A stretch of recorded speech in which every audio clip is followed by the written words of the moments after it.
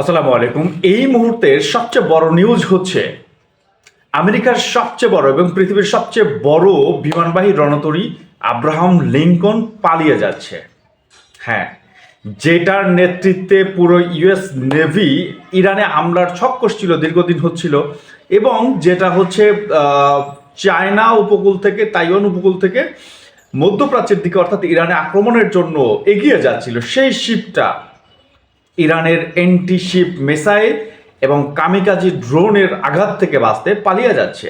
এটা আমার কথা না, এটা হচ্ছে ইউএস নেভিতে অবস্থানকৃত একজন সামরিক কর্মকর্তার বরাত দিয়ে বিবিসি এটা জানিয়েছে। এবং বিবিসির একজন জ্যেষ্ঠ সাংবাদিক তিনি ওই কর্মকর্তার সাক্ষাৎকারটা নিয়েছেন, যার নাম ফ্রাঙ্ক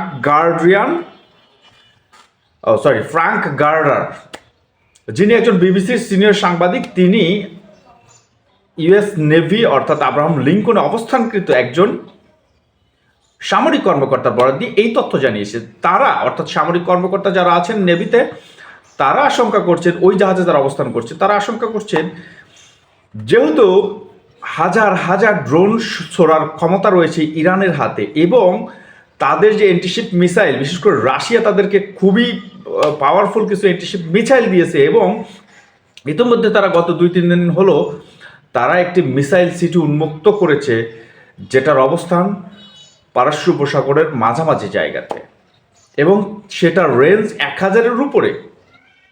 ওই মিসাইলগুলো যদি তারা লঞ্চ করে, ইউএস নেভির যত পাওয়ারফুল সেফটি থাকুক না কেন, তাদের এন্টি মিসাইল যে থাকুক না কেন, যত পাওয়ারফুল বিষয়টাই থাকুক না কেন, তারা কিন্তু এই মিসাইলগুলোকে রুখতে পারবে না। তাদের আকাশ প্রতিরক্ষা ব্যবস্থা এত স্ট্রং, কিন্তু এত বেশি অত্যাধিক যদি কামিকাজি ড্রোন এবং অ্যান্টিশিপ মিসাইল ছোড়া হয়, তাহলে কিন্তু তারা এইগুলো রুখতে পারবে না। এই ভয়টায় এই মুহূর্তে ওমান উপসাগর ছেড়ে এই যে বিমানবাহী রণতরী আব্রাহাম লিঙ্কন কিন্তু পালিয়ে এই মুহূর্তে অবস্থান করছে আরব সাগরের খুবই খোলামেলা একটা জায়গায়। কি কারণে? কারণটা হচ্ছে ইরানের যে কামিকাজি ড্রোন আছে, শাহে সিরিজের ড্রোন, যেটা মানে আত্মঘাতী ড্রোন, এবং অ্যান্টিশিপ মিসাইল, এছাড়া তাদেরকে রাশিয়া কিছু অত্যাধুনিক মানে এই অ্যান্টিশিপ মিসাইল দিয়েছে, যেটা অত্যন্ত কার্যকরী। এইসব মিসাইলের রেঞ্জ থেকে বাঁচতে তারা পালিয়ে যাচ্ছে। এই মুহূর্তে তারা অবস্থান করতেছে আরব সাগরের একেবারে মাঝামাঝি একটা জায়গাতে, যেটা হচ্ছে ইরানের ড্রোনের আওতার বাইরে। এছাড়া ইরান হরমুজ প্রণালী বন্ধ করে দেওয়ার হুমকি অনেক আগে থেকেই দিয়ে আসতেছে। যদি তারপরও এই বিষয়গুলো উপেক্ষা করে আমেরিকান বিমানবাহী রণতরী অথবা কোনো ধরনের জাহাজ, যুদ্ধজাহাজ ইরানের ওই জলসীমায় অর্থাৎ হরমুজ প্রণালীর এরিয়ায় ঢুকে যায়, তাহলে তারা এত পরিমাণ পাওয়ারফুল মানে মাইন বসিয়ে রেখেছে, যেটাকে অ্যাক্টিভ করে দেবে। সুতরাং তারা আশা করতেছে যদি কোনো ধরনের জাহাজ ইরানি জলসীমায় প্রবেশ করে, সেটা একটাও ফিরে আসতে পারবে না। আমেরিকার কর্মকর্তা, সামরিক কর্মকর্তা বা সামরিক বিশেষজ্ঞরা আরও একটা বিষয়ে খুবই উদ্বিগ্ন এবং তারা আশঙ্কা প্রকাশ করছে, মিসাইল ড্রোনের পরবর্তীতে তাদের জন্য সবচেয়ে বেশি আত্মঘাতী কোনটা জানেন? সেইটা হচ্ছে ইরানের ফাস্ট মুভিং যে স্পিড বোটগুলো রয়েছে। এই স্পিড বোটগুলো যদি শত শত একসাথে ইরানের জাহাজের দিকে, যত বড় জাহাজে হোক না কেন, সেই জাহাজের দিকে, যুদ্ধ জাহাজের দিকে ছোটে, এবং সেই জাহাজ মানে সেই স্পিড বোটগুলোতে এত powerful rocket launcher, machine gun এবং ছোট ছোট স্বল্প পাল্লার যে ধরনের মিসাইল রয়েছে, সেগুলো কিন্তু সেট করা রয়েছে। সুতরাং এটার স্পিড কিন্তু 300 থেকে 400 কিলোমিটার পার আওয়ার।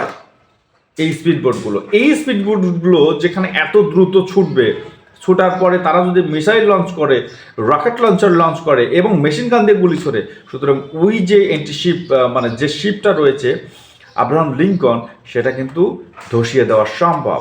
আর এটা যদি হয়ে থাকে, আব্রাহাম লিঙ্কনকে যদি ইরান ডুবিয়ে দিতে পারে, পৃথিবীর ইতিহাসে সামরিক হিসাব নিকাশ পুরাই চেঞ্জ হয়ে যাবে। কারণ এই মানে শিপকে, অর্থাৎ আব্রাহাম লিঙ্কনকে পৃথিবীর অজেয় একটা দুর্গ বলা হয়ে থাকে, মানে একেবারে ভাসমান বিমান ঘাঁটি বলা হয়ে থাকে। পৃথিবীতে এইটাকে কেউ পরাস্ত করতে পারবে, এটা পৃথিবীর অন্যান্য সামরিক বিশেষজ্ঞ, বড় বড় সামরিক যারা মানে সামরিক বাহিনী আছে যাদের, তারাও কিন্তু এটা চিন্তা করে না। সুতরাং ইরান যদি এটা করে দেখাতে পারে, সেটা হচ্ছে পৃথিবীর ইতিহাসে মাইল ফলক হবে, এবং ইরান থেকে তাদের সামরিক যে হুমকি দামকি সেগুলো সবই সরে যাবে এক নিমিষে। আমরা আশা করব ইরান এই কাজটা করবে, এবং ভুলেও আমেরিকা ইরানের উপর আক্রমণ করবে না, কারণ আক্রমণ করলে আমেরিকার গর্ব ধূলিসাৎ হয়ে যাবে। যার ফলশ্রুতিতে ডোনাল্ড ট্রাম্প বারবার হামলা না করে বারবার কিন্তু তারা আলোচনার কথা বলতেছে, বিভিন্ন শর্ত দিচ্ছে, এই করতেছে ওই করতেছে, কিন্তু আক্রমণ কিন্তু করে বসতেছে না। এটাই হচ্ছে ইরানের পাওয়ার। তো অবশ্যই ভালো লেগেছে, ভালো লাগলে অবশ্যই সাবস্ক্রাইব করবেন। ধন্যবাদ। আসসালামু আলাইকুম।